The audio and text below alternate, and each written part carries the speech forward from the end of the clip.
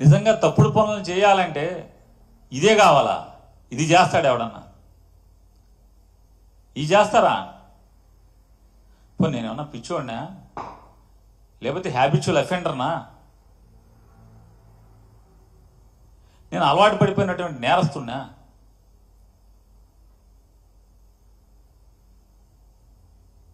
మంత్రిగా, ఈ రాష్ట్రానికి మంత్రిగా నేను పనిచేసినప్పుడు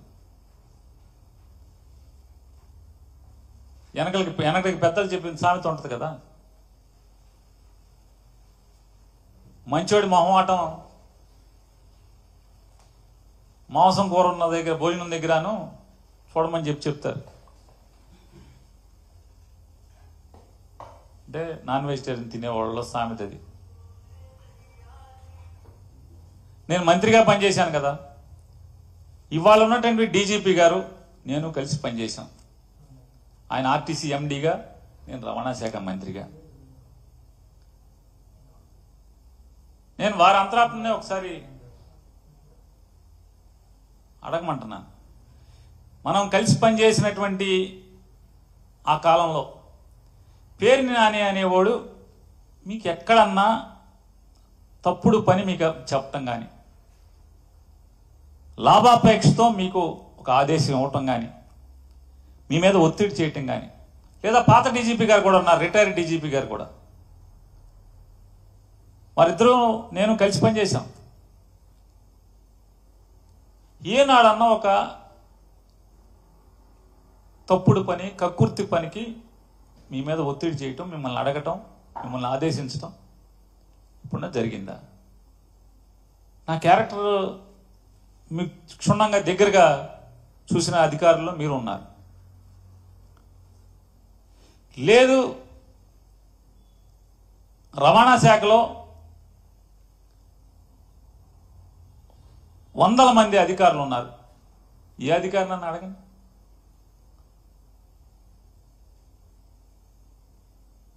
ఇవాళ నా గురించి చెడుగా మాట్లాడుతున్నటువంటి ఒక మంత్రి గారు, ఆయన తల్లకిందులు తపస్సు చేసి చేయని ప్రయత్నం లేదు.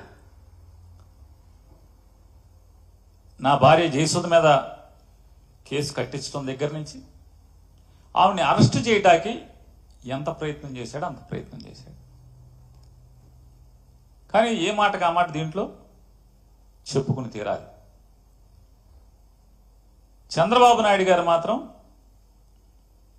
అతను ఎన్నిసార్లు కలిసినా, నాని భార్యను అరెస్ట్ చేద్దామని చెప్పి ఎన్నిసార్లు కలిసినా ఆయన మాత్రం పొరపాటును కూడా, మైండ్ ఏమన్నా చెడిందంటే ఇంట్లో ఆడవాళ్ళకి అరెస్టులు చేయడం ఏంటి? మన టార్గెట్ పేరు నానిగాడు, ఆయన వేసేయండి అంటే, కాదు సార్ ఆడు కొడుకును కూడా వేసేయాలి సార్. సరే నీ కక్ష ఆడు కొడుకు మీద కూడా ఉంటే ఇద్దరిని కలిసి చేసేయండి, అంతేగాని ఇంట్లో ఆడవాళ్ళ మీదకంటే తప్పుడు పనులు అని చెప్పని ఆయన నడుచుకుంటూ వెళ్ళిపోయారు. ఇది అధికారులు ఉన్నారు సాక్ష్యం, ఎమ్మెల్యేలు ఉన్నారు సాక్ష్యం. టీడీపీ ఎమ్మెల్యేలు కొంతమంది ఉన్నారు, అధికారులు కూడా ఉన్నారు. నాదెండ్ల మనోహర్ గారు కూడా పక్కనే నుంచుని ఉన్నాడు ఈ కాన్వర్సేషన్ జరిగినప్పుడు. తప్పే ఉంది. రాజకీయ వైరం మాకు చంద్రబాబు నాయుడు గారికి ఉంది, కానీ ఆయన హుందాగా ప్రవర్తించినప్పుడు చెప్తాం తప్పే ఉంది. ఇవాళ రాజకీయ కక్ష లేదని మాట్లాడతారు. రాజకీయ కక్ష లేకపోతే సరాసరి మేనేజర్ మీద, నా మీద ఇప్పుడు జరిగే ప్రయత్నం అదే కదా. రేపో ఎల్లుండో, ఎందుకంటే 2వ తారీఖు స్క్వాష్ ఏదో వేసినట్టున్నారు మేనేజర్ ఇంట్లో వాళ్ళందరూ. 2వ తారీఖు ఏదో వాయిదా పడినట్టు ఉంది.